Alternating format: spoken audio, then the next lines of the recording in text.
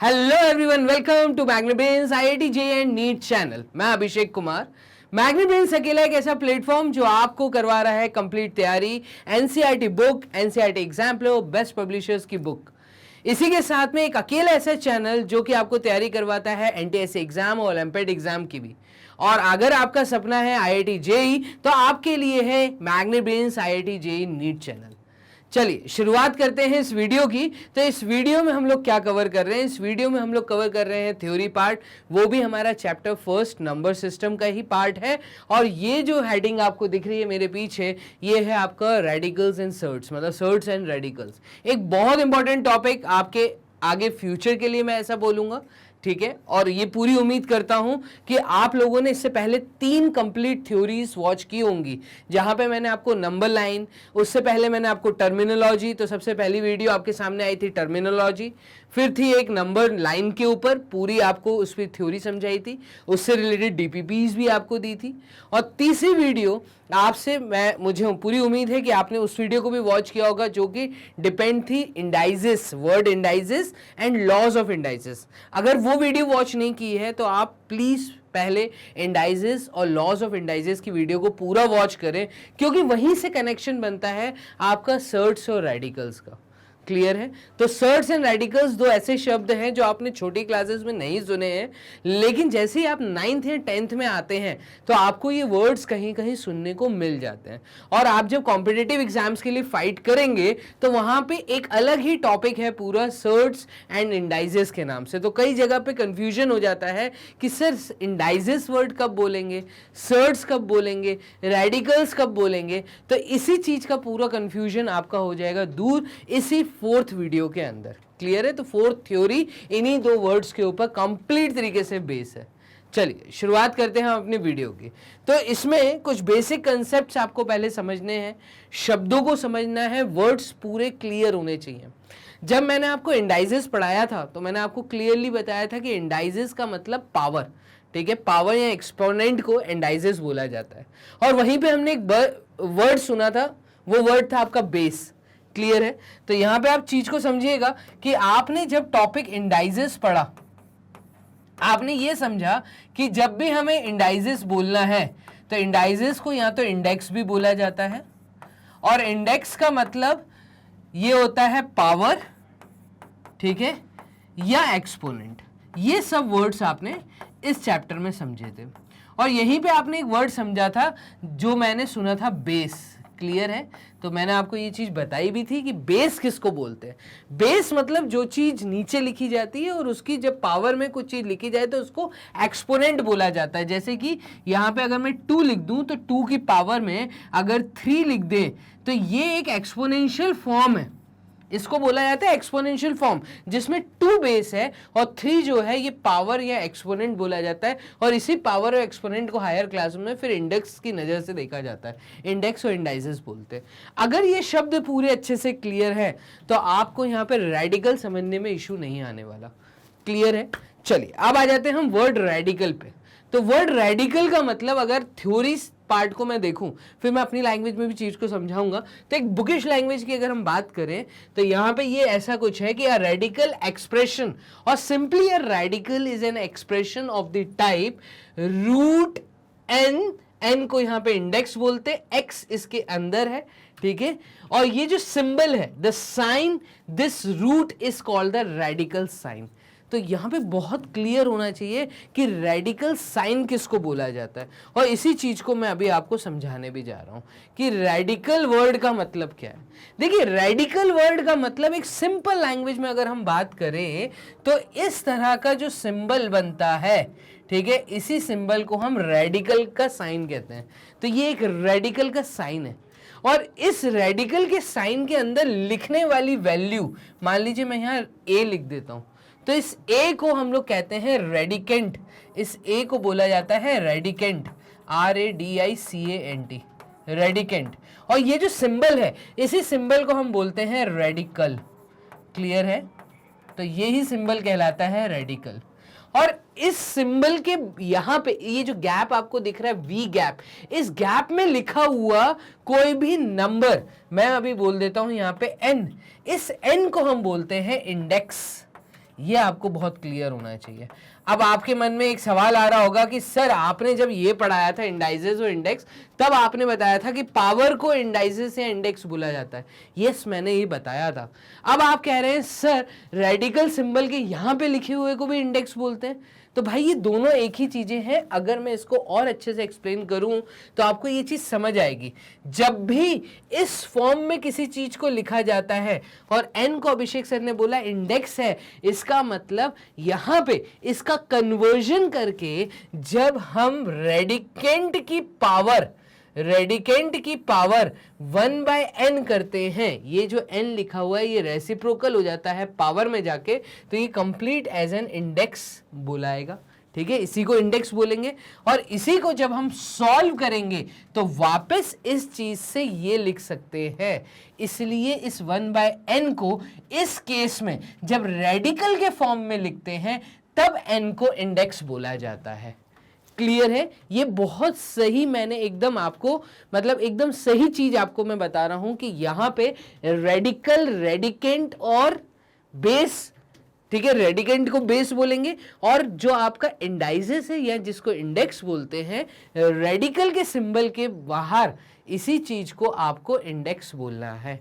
ठीक है, तो ये बोलने का तरीका है। इस साइन को हम कहते हैं रेडिकल, ठीक है, अंदर लिखे हुए को हम कहते हैं रेडिकेंट और बाहर लिखे हुए इस गैप के अंदर लिखे हुए लेटर को हम बोलते हैं इंडेक्स, जिसकी वैल्यू चेंज होती रहती है।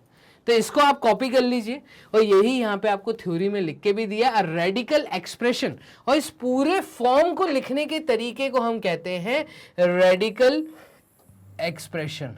इसलिए मैंने देखिए रेड पेन और यहाँ पे येलो पेन का यूज किया है। ठीक है, तो ये है आपकी पूरी रेडिकल एक्सप्रेशन, इसी को हम बोलते हैं रेडिकल एक्सप्रेशन या सिंपल रेडिकल। इसको आप अपनी कॉपी में नोट कर लीजिए। क्लियर है? तो चलिए, अ रेडिकल एक्सप्रेशन और simply a radical is an expression of the type like this. The sign root is called the radical sign, but remember that this can be written like this. ठीक है, इसलिए index समझाया है यहां पर। कुछ examples दिए नीचे, हम इस एग्जाम्पल्स पे भी बात कर लेते हैं। अभी आपको ये पता होना चाहिए कि देखिए √2, cube root of 3, fourth root of 7, ठीक है, ये 2 लिख दिया तो यही स्क्वायर रूट है। Square root of 8 are some radicals, ये रेडिकल्स कहलाएंगे। अभी ये सर्ट्स नहीं कहलाएंगे। सर्ट्स कब कहलाते हैं हम उस टॉपिक पे बाद में आएंगे, अभी मैं सिर्फ आपको रेडिकल बोल रहा हूं। जो भी सिंबल के अंदर लिखा है इन सबको हम रेडिकल्स बोलेंगे। लेकिन अगर इसी रूट के अंदर 0 लिख दिया, square root of 0, cube root of 0, तो इस केस में ये भी रेडिकल्स तो कहलाएंगे, लेकिन इनकी जो वैल्यूज होंगी वो अनडिफाइंड कहलाएंगी। कब? जब इनके इंडेक्स की वैल्यू 0 या -1 होगी। तो हमेशा याद रखना कि इंडेक्स जो होता है, जब रेडिकल फॉर्म में आप इंडेक्स लिखते हैं, index should always be a natural number, n should always be a natural number, radicand should always be a rational number. ठीक है, तो यही चीज अभी मैं आगे सर्ट्स में आपको समझाऊंगा। अभी आपको सिर्फ सिंबल समझना है। ठीक है, तो root of 0, cube root of 0 ये रेडिकल्स है क्योंकि इनका आंसर 0 ही आएगा। लेकिन अगर इंडेक्स की वैल्यू आपने चेंज कर दी, आपने इंडेक्स 0 कर दिया, उसको कोई होल नंबर ले लिया, लेस देन नेचुरल नंबर ले लिया, लेस देन होल नंबर ले लिया, ठीक है, आपने कोई नेगेटिव वैल्यू ले ली, जैसे यहाँ पे लिया -1, इस केस में इनकी वैल्यूज नॉट डिफाइंड हो जाती हैं। क्लियर है? तो ये अपनी कॉपी में कुछ प्रॉपर्टीज रेडिकल्स की लिखते हुए चलिएगा। Cube root of -2, fifth root of -64, seventh root of -128 are radicals, ये रेडिकल्स है। ठीक है, and square root of -4, fourth root of 16 are also radicals, but they are not real numbers. इनको हम रियल नंबर्स नहीं बोलेंगे। अब रियल नंबर्स क्या होते हैं? तो रियल नंबर्स दो चीजों को बोला जाता है, rational numbers and irrational numbers. आपको ये चीज पूरी, मैंने जब रियल नंबर्स की डेफिनेशन पढ़ाई थी तब ये पूरी चीज आपको वहां पे समझाई है मैंने बहुत अच्छे से। तो रियल नंबर्स नहीं बोले जाएंगे इनको, ठीक है, क्योंकि इनकी वैल्यू जो निकल के आती है वो रियल नंबर्स नहीं निकल के आएंगी, ये रेडिकल्स कहलाएंगे, दे आर रेडिकल्स। ठीक है, we shall study them only in higher classes.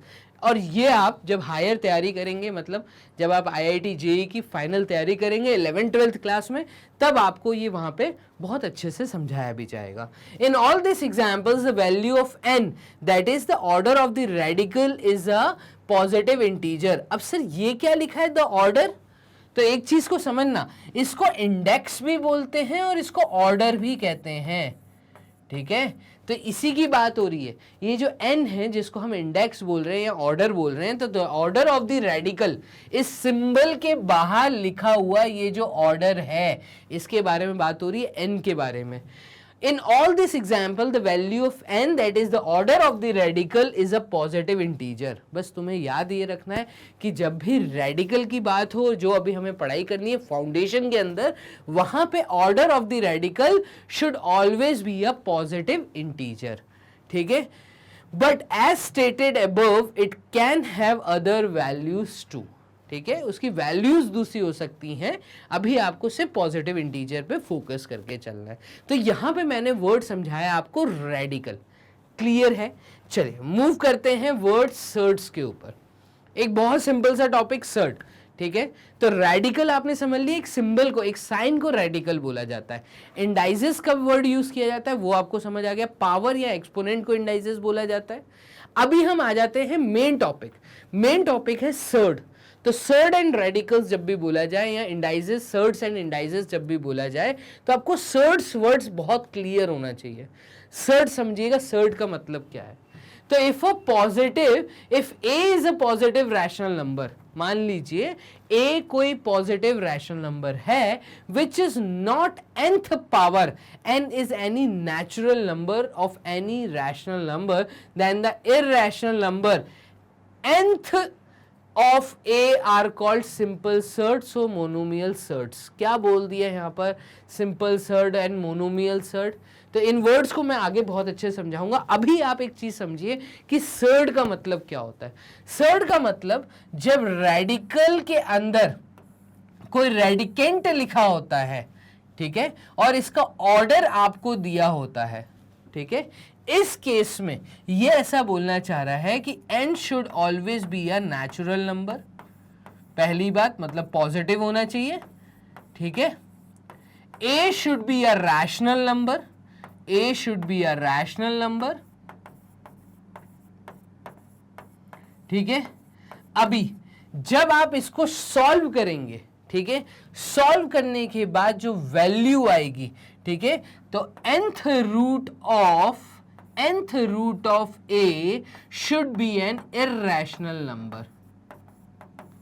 इसकी वैल्यू अगर कोई इररेशनल आ रही है, इररेशनल वैल्यू आ रही है, ठीक है, इस केस में हम कहते हैं कि दिया हुआ ये जो रेडिकल है, ये जो चीज हमें दी थी, ये एक सर्ड है। यही आपको यहां बोला है और ये तीनों चीजें यहां पे जस्टिफाई होनी चाहिए। देखिए क्या बोला है, if a is a positive rational number. देखिए a कोई रैशनल नंबर होना चाहिए, क्लियरली बोल दिया। a should be a positive rational number, ये ऐसा रैशनल नंबर होना चाहिए जो कि पॉजिटिव है। ये पहली कंडीशन इन लोगों ने दी है, ठीक है। उसके बाद सेकंड कंडीशन देखिए, which is not nth power, n is any natural number. Clearly बोला है ब्रैकेट में कि n should be a natural number. देखिए n should be a natural number, ठीक है। If any rational number then the irrational value are called simple surd. इसकी value अगर कोई इररेशनल नंबर आ रही है तो उस केस में मैं कहूंगा ये एक सर्ड है। जैसे कि एक एग्जाम्पल ले लेते हैं। एग्जाम्पल में मैं यहां पे बोलता हूं, यहां पे भी जैसे हमें एक एग्जाम्पल दिया है √3, ठीक है। अब देखिएगा √3 का मतलब क्या है। √3 का मतलब ये है कि इस गैप में क्योंकि कुछ नहीं लिखा तो यहां पे 2 लिखा होता है, ठीक है। तो इस गैप में जब कुछ नहीं होता तो यहाँ 2 होता है, जिसको हम स्क्वायर रूट बोलते हैं, सेकेंड रूट ऑफ 3 बोलते हैं, ठीक है। और अगर 3 लिखा होता है तो इसको हम कहते हैं थर्ड रूट ऑफ 3। 4 लिखा होता है तो हम इसको कहते हैं फोर्थ रूट ऑफ 3। चलिए अगर सेकेंड रूट ऑफ 3 को मैं देखूं तो देखिए ये तीनों कंडीशन यहाँ पे सेटिस्फाई हो रही है क्या। n एक नेचुरल नंबर है, यस। रेडिकेंट एक रैशनल नंबर है तो यस, और पॉजिटिव है तो यस। और इसकी वैल्यू एक इररेशनल नंबर आएगी तो यस, तो इस केस में मैं कहूंगा स्क्वायर रूट ऑफ 3, क्योंकि इसकी वैल्यू सॉल्व करने पे एक इररेशनल नंबर आ रही है, तो यहां पर रूट 3 एक सर्ड है, क्योंकि रूट 3 की वैल्यू एक इररेशनल नंबर आएगी। क्लियर है?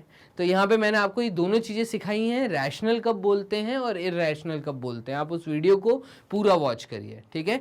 तो टर्मिनोलॉजी के बाद मैंने नंबर लाइन समझाई थी, नंबर लाइन पे आपको ये चीज़ें समझाई हैं मैंने। क्लियर है ये चीज़?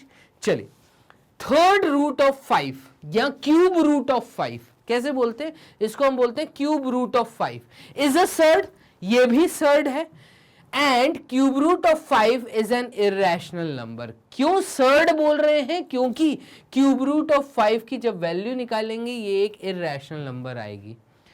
पाई एक अपने आप में इररेशनल नंबर है, ठीक है, पाई अपने आप में इररेशनल नंबर है, क्योंकि बस इसको हम सर्ड नहीं बोलते, उसके पीछे रीजन ये है कि अगर सिर्फ पाई लिख दिया और पाई के ऊपर अगर मैंने रेडिकल का साइन नहीं लगाया, ठीक है, और पाई की अगर मैं वैल्यू सॉल्व करता हूं तो ये सॉल्व करने पे एक इरेशनल नंबर तो दे रही है, लेकिन पाई को हम सर्ड नहीं बोलेंगे, ठीक है, सिर्फ पाई को हम सर्ड नहीं बोलेंगे, ठीक है, क्योंकि यहां पे देखिए दो चीजें हैं।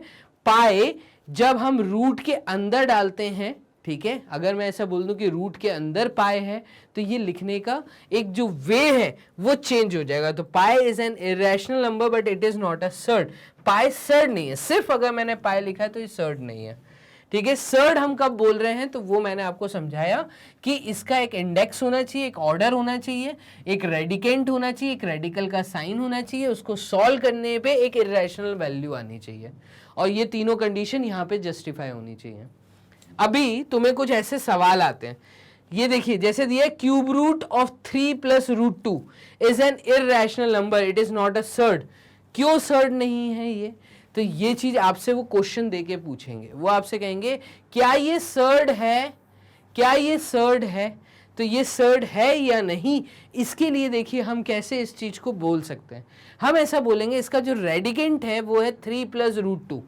क्या है? 3 प्लस रूट 2। अगर मैं कंडीशंस देखूं तो ए ये रेडिकेंट है, ठीक है, ए, तो ये रेडिकेंट हमेशा एक रैशनल नंबर होना चाहिए जो कि पॉजिटिव होना चाहिए। तो 3 तो एक रैशनल नंबर है, but root 2 is not a rational number, root 2 is an irrational, क्योंकि इसका रेडिकेंट 3 प्लस रूट 2 एक इररेशनल वैल्यू है, is not a rational number. इस कारण ये कंडीशन फेल हो रही है, इसलिए इस पूरी चीज को हम सर्ड नहीं बोलेंगे। क्लियर है? तो यहां पे 3 भी देखिएगा, 3 क्या था? 3 अपने आप में जो यहां पे मैं कहूंगा इंडेक्स था, जो ऑर्डर था वो एक इंटीजर था, ठीक है, पॉजिटिव इंटीजर था। यहाँ पे 3 प्लस रूट 2 जो रेडिकेंट है, ये रेडिकेंट 3 प्लस रूट 2 जो है, जो अंदर लिखा है, ये क्योंकि इररेशनल वैल्यू है, कंडीशन कह रही है ये एक रैशनल वैल्यू होनी चाहिए थी, इस कारण मैं इस पूरी चीज को सर्ड नहीं बोल रहा, ठीक है। तो इस तरीके से मैंने अभी आपको समझाया रेडिकल किसको बोलते हैं, सर्ड्स किसको बोलते हैं। आगे वाली स्लाइड्स में हम टाइप ऑफ सर्ड्स भी पढ़ेंगे कि सर्ड्स कितने वैरायटी के होते हैं, कितने टाइप के होते हैं, ठीक है। तो चलिए पहला देखते हैं, पहला type of surds. First, unit surds क्या होते हैं या मल्टीपल ऑफ सर्ड्स किनको कहते हैं। अब देखिए वर्ड है यूनिट सर्ड, ठीक है, एक सिंगल सर्ड। तो इफ nth ऑफ a इज अ सर्ड, मान लीजिए nth रूट ऑफ a कोई सर्ड है, it is also referred to as a unit surd. The reason is being if k is a rational number, और इस k को अगर मैं आगे लिख दूं तो इस k के केस में, ठीक है, एक यूनिट सर्ड के साथ जब k लिखा जाता है, कोई एक कांस्टेंट वैल्यू मल्टीप्लिकेशन में लिख दी जाती है, तो इसको हम कहते हैं multiple of a surd. Unit surd का मतलब जैसे यहां पे देखिएगा, यहां पे मैंने बोल दिया क्यूब रूट ऑफ 4, ठीक है। तो देखिएगा यहां पे ये जो ऑर्डर है, ऑर्डर 3 है, ठीक है, ये एक रेडिकल है, ये एक रेडिकेंट है, ठीक है, और रेडिकेंट जो है ये अपने आप में एक रैशनल नंबर है, ठीक है। अब इसको जब मैं सॉल्व करूंगा तो वैल्यू एक इररेशनल नंबर आएगी, और क्योंकि वैल्यू एक इररेशनल नंबर आ रही है तो ये एक सर्ड है, और क्योंकि ये ऐसे लिखा है, सिंपल फॉर्म में लिखा है, ठीक है, तो इस कारण मैं इसको यूनिट सर्ड बोलूंगा, ठीक है। तो nth ऑफ a is a surd, it is also referred to as a unit surd. और इस पूरे के साथ अगर मैं क्यूब रूट ऑफ 4 के साथ यहां पे मल्टीप्लीकेशन कर दूं 5 का, तो 5 multiplied with cube root of 4, ये मल्टीपल ऑफ सर्ड कहलाएगा, ठीक है। 5 is multiplied k, value constant k is multiplied with cube root of 4। इस केस में ये पूरा कंडीशन लिखने का तरीका मल्टीपल ऑफ सर्ड कहलाएगा, ठीक है। तो ये दो वर्ड्स को आप बहुत अच्छे से समझ लीजिए, unit surd, multiples of surd कब कहते हैं। तो यूनिट सर्ड के साथ जब कोई कांस्टेंट वैल्यू को मल्टीप्लाई किया जाता है तो मल्टीपल ऑफ सर्ड्स कहलाता है। क्लियर है? आगे देखिएगा, मिक्स्ड सर्ड। वर्ड मिक्स का मतलब चीजों को मिक्स कर दिया है, ठीक है, मिक्स कर दिया। किसको मिक्स कर दिया? तो if a is a rational number, ये ऐसा बोलना चाहता है कि अगर a कोई एक रैशनल नंबर है जिसकी वैल्यू 0 नहीं है, and nth of b, nth root of b is a surd, then a plus nth root of b या a minus nth root of b are called mixed surd. Mix surd में ये क्या बोल रहा है? Mix surd में ये कह रहा है जब कोई रैशनल नंबर ऐड हो या सब्ट्रैक्ट हो किसी यूनिट सर्ड के साथ, ठीक है, किसी यूनिट सर्ड के साथ। तो ये एक यूनिट सर्ड है, यहां पे मैं इसको रब करके दोबारा से लिख देता हूं, ये एक यूनिट सर्ड है। देखिएगा, nth ऑर्डर ऑफ यहां पे हम लिख देते हैं b, कोई दूसरी वैल्यू, ठीक है। ये भी एक रैशनल नंबर है, ये भी एक रैशनल नंबर है। तो जब एक रैशनल नंबर को प्लस या माइनस किया जाता है nth रूट ऑफ b के साथ, एक सर्ड के साथ, तो हम इसको मिक्स्ड सर्ड कहते हैं, ठीक है। जैसे कि 2 plus root 3, 5 minus cube root of 6 are mixed surds, while root 3 cube root of 6 are pure surd. एक वर्ड और है यहाँ पे, प्योर सर्ड, मतलब वही यूनिट सर्ड की बात हो रही है। यूनिट सर्ड को प्योर सर्ड भी बोला जाता है, ठीक है। तो मिक्स सर्ड्स मैंने यहाँ पे समझाया। थर्ड वाला समझिएगा, कंपाउंड सर्ड। कंपाउंड का मतलब, अगेन कंपाउंड सर्ड का मतलब क्या है? तो जब दो सर्ड आपस में ऐड या सब्ट्रैक्ट किए जाते हैं, a surd which is the sum और डिफरेंस ऑफ 2 और more surd is called a compound surd. देखिए, मिक्स सर्ड क्या है, कंपाउंड सर्ड क्या है, बहुत क्लियर होना चाहिए। मिक्स सर्ड में आपने एक रैशनल नंबर को ऐड किया था सर्ड के साथ या सब्ट्रैक्ट किया था सर्ड के साथ, लेकिन जब हम पढ़ते हैं कंपाउंड सर्ड, तो कंपाउंड सर्ड के साथ का मतलब है कि दो सर्ड को, दोनों सर्ड्स हैं, दोनों सर्ड्स को आप प्लस और माइनस कर रहे हैं, ठीक है, प्लस या माइनस कर रहे हैं, या दो से ज्यादा सर्ड्स को। तो सारे के सारे अगर सर्ड्स हैं, जैसे ये सब के सब सर्ड्स हैं, इनको हम कहेंगे कंपाउंड सर्ड। क्लियर है? तो ये एग्जाम्पल्स नोट करते जाना। टोटल 3 वैरायटी मैंने आपको यहाँ पे पढ़ा दी हैं। थर्ड वाली देखिए, बाइनोमियल सर्ड। बाइनोमियल, बाई का मतलब 2, ठीक है। तो अ compound surd consisting of 2 surds, only 2 surds is called a binomial surd. इसके पीछे आपने क्या समझा था? अभी आपने समझा था कंपाउंड सर्ड किसको बोला जाता है। तो कंपाउंड सर्ड का एक पार्ट है बाइनोमियल सर्ड, ऐसे समझ लीजिए। मतलब जब सिर्फ 2 ही सर्ड आपस में सब्ट्रैक्ट किए जाएं तो इसको हम कहेंगे बाइनोमियल सर्ड, सब्ट्रैक्ट या ऐड किए जाएं, ठीक है। तो बाइनोमियल सर्ड, सिर्फ 2 सर्ड्स के बीच में अगर ऑपरेशन पॉजिटिव या नेगेटिव का लगा है, तो यहाँ पे बाई का मतलब होता है 2। तो 2 सर्ड जब आपस में ऐड या सब्ट्रैक्ट किए जाते हैं, उस केस में हम इसको कंपाउंड सर्ड कहते हैं। क्लियर है? कॉपी में नोट करते जाइए, मतलब 2 कंपाउंड सर्ड को ही बाइनोमियल सर्ड बोलेंगे। सिमिलर सर्ड का मतलब क्या है? एक जैसे सर्ड, ठीक है, दिखने वाले एक जैसे सर्ड। इसका मतलब एक जैसे सर्ड कैसे दिखते होंगे? जब उनका जो ऑर्डर है वो सेम होता हो। अभी आपको समझ आ रहा होगा इंडेक्स या ऑर्डर किसको बोलते हैं, ठीक है। तो यहां पे भी वही लिखा है, if 2 surds are different multiples of the same surd they are called similar surd, otherwise they are called dissimilar surd.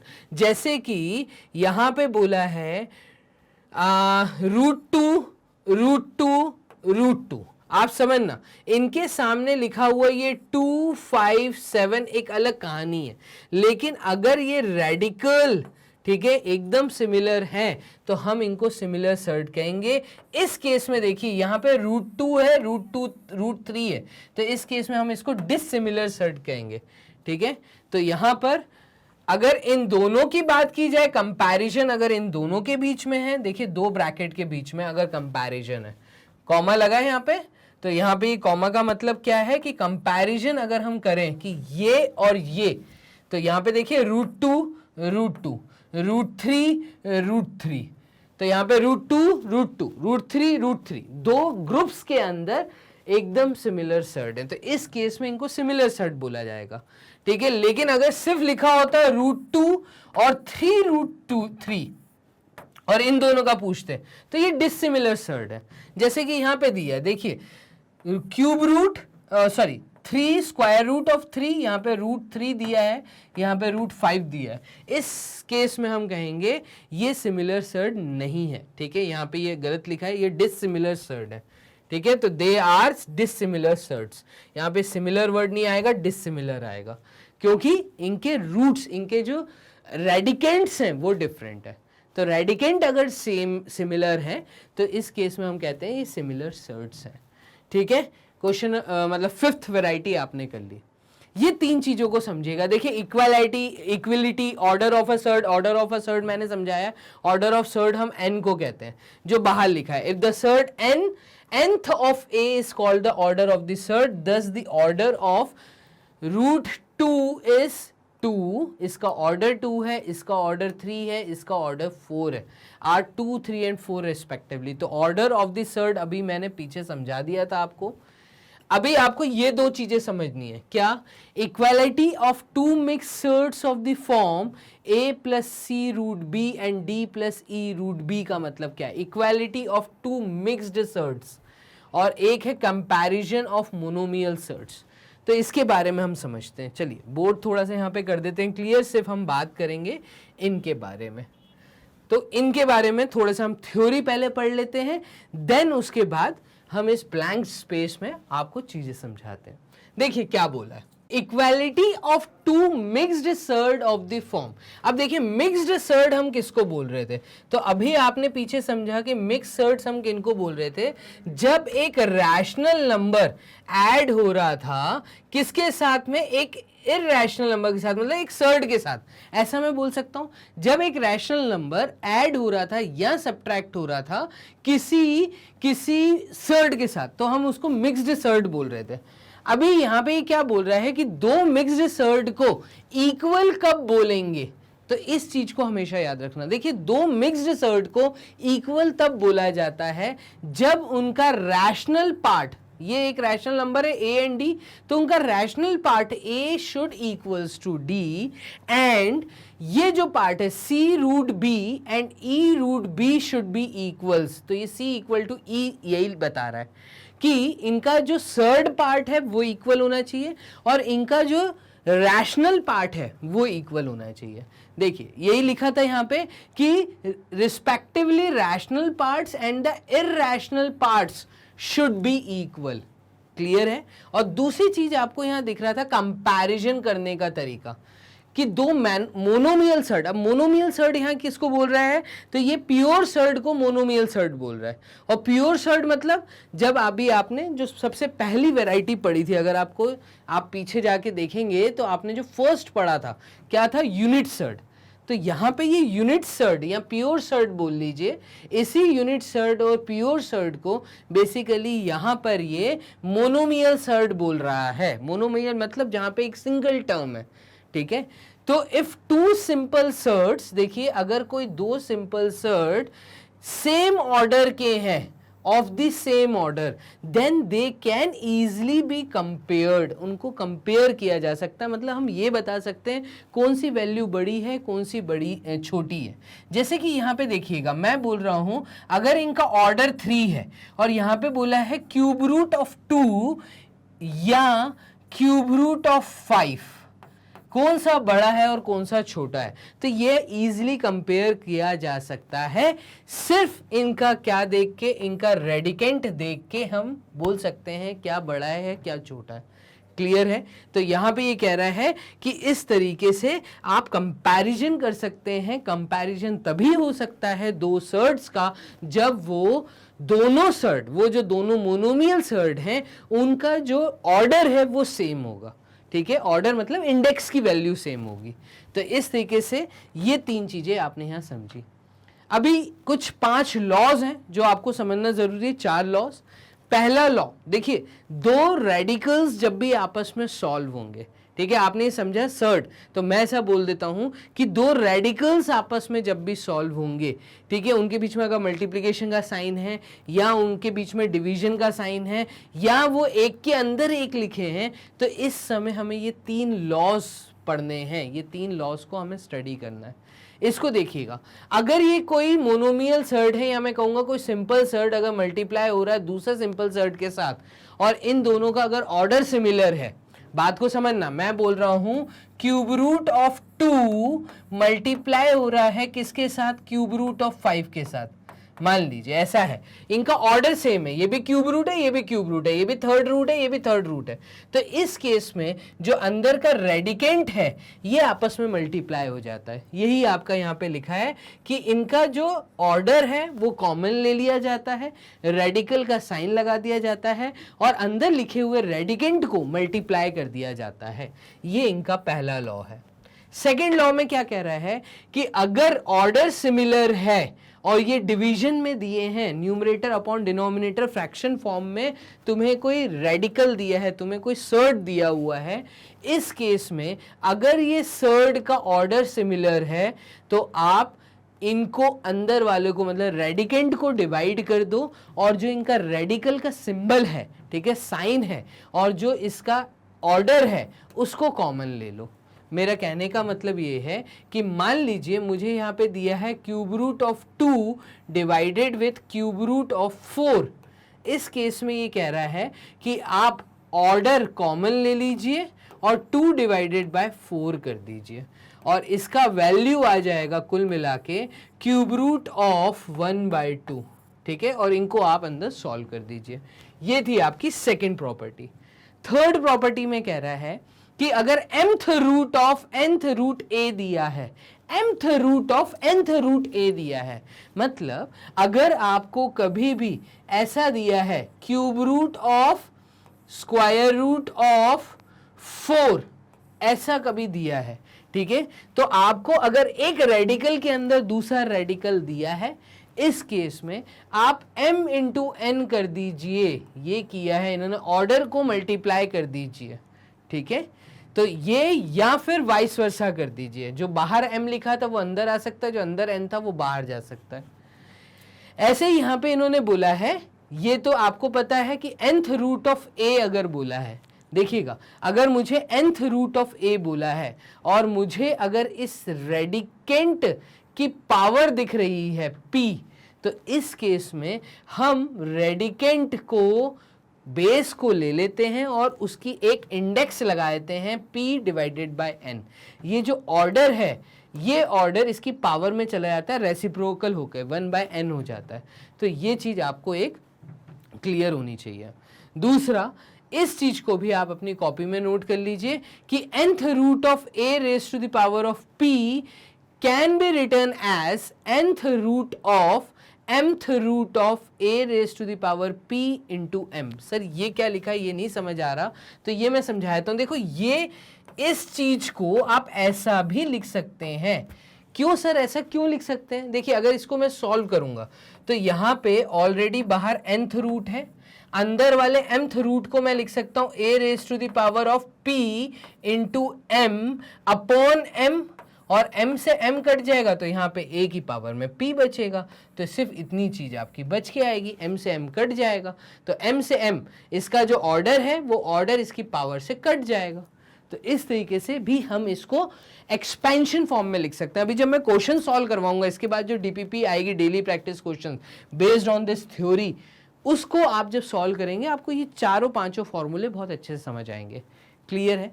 चलिए, the application of laws of radicals are as follows. इनको अप्लाई कब करना है और कैसे करना है? तो convert the multiple of a surd into a unit surd, जो ऊपर हो रहा था वही हम कर रहे हैं।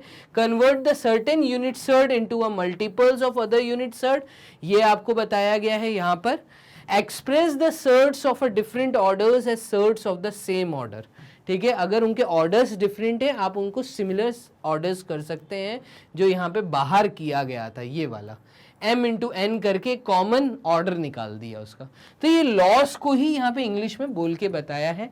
इस पे अगर आपको नोट करना है कर लीजिए, मेन है फॉर्मूले, फॉर्मूले आपको पता होने चाहिए। क्लियर है, तो इनको मैं कर देता हूँ क्लियर, आप कॉपी कर लीजिए, ठीक है।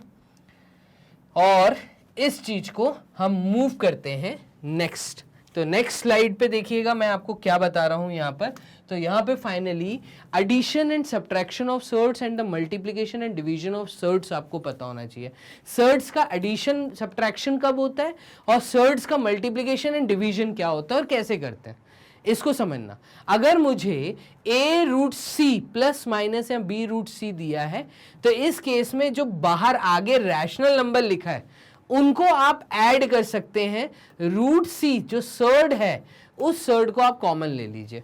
प्लस माइनस में अगर सिमिलर सर्ड है, या मैं ऐसा बोलूं कि दोनों जो मोनोमियल सर्ड आपको दिए थे, जो कॉमन सर्ड आपको दिए थे, अगर वो दिखने में सिमिलर हैं तो आप सर्ड को कॉमन ले लीजिए और बाहर दिया हुआ रैशनल नंबर जो मल्टीपल सर्ड के साथ दिया था, इसको मल्टीपल सर्ड कहते हैं। तो दो मल्टीपल सर्ड अगर प्लस या माइनस करने को दे रहे हैं और उनका जो इररेशनल पार्ट है अगर वो सिमिलर है, तो इस केस में हम उस सर्ड को कॉमन ले लेंगे, रूट सी इररेशनल पार्ट को कॉमन ले लेंगे और रैशनल पार्ट को हम प्लस और माइनस कर देंगे। इतना आसान है।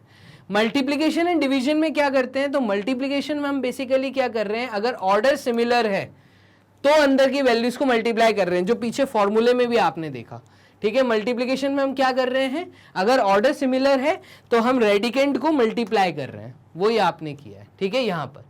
और डिवीजन में क्या कर रहे हैं, तो डिवीजन के लिए भी आपने फॉर्मूला पीछे पढ़ा अभी। डिवीजन में हम क्या कर रहे हैं, अगर ऑर्डर सिमिलर है तो रेडिकेंट को डिवाइड कर रहे हैं। बस यही चीज आपको यहाँ सिखाई गई है। तो ऑपरेशंस कैसे यूज करने हैं वो हम अभी क्वेश्चंस में देखेंगे। तो फाइनली यहाँ पर एक छोटी सी थ्योरी, सिर्फ वर्ड रेडिकल और सर्ड और उसके कुछ लॉज अगर मैं बोलूं तो इस वीडियो में मैंने कवर किया, ठीक है। इस पे बेस्ड डीपीपी अब हम सॉल्व करेंगे। तो जल्दी से डिस्क्रिप्शन बॉक्स में जाइए, वहां से डीपीपी को डाउनलोड करिए, खुद से क्वेश्चंस लगा के देखिए, नहीं तो आप उनका सॉल्यूशन वीडियो देखना ना भूलें। अब ये सारे वीडियोस इजीली कैसे वॉच कर सकते हो, तो आप सिर्फ गूगल राजा पे जाइए, टाइप करिए मैग्नेट ब्रेन्स, ठीक है। अब मैग्नेट ब्रेन्स जब आप टाइप करते हैं, वेबसाइट पे आते हैं, तो यहाँ पे विदाउट एनी एडवर्टाइजमेंट आप वीडियोस को घर बैठे आसानी से वॉच कर सकते हैं। जैसे आप टाइप करते हैं तो आपके सामने इस तरीके का इंटरफेस ओपन होगा। एक्सप्लोर टॉप कोर्सेज के हेड के नीचे आपको इस साइड में IIT JEE दिखेगा। आपको मैथ्स की तैयारी करनी है, आपको फिजिक्स केमिस्ट्री IIT JEE के फाउंडेशन तैयारी करनी है, तो आपको यहाँ पे IIT JEE का ऑप्शन मिलेगा, ठीक है। आप जैसे ही उस ऑप्शन पे क्लिक करेंगे तो आपके सामने वो सारे टीचर्स जो IIT JEE फाउंडेशन की तैयारी करा रहे हैं, उनके साथ साथ सीनियर क्लासेस के टीचर्स भी आपके साथ आपको यहाँ पे दिखेंगे, ठीक है। आपको फिजिक्स पढ़ना है, आपको केमिस्ट्री पढ़ना है, मेरे द्वारा मैथ्स पढ़ना है, आप वॉच नाउ पे क्लिक करिए।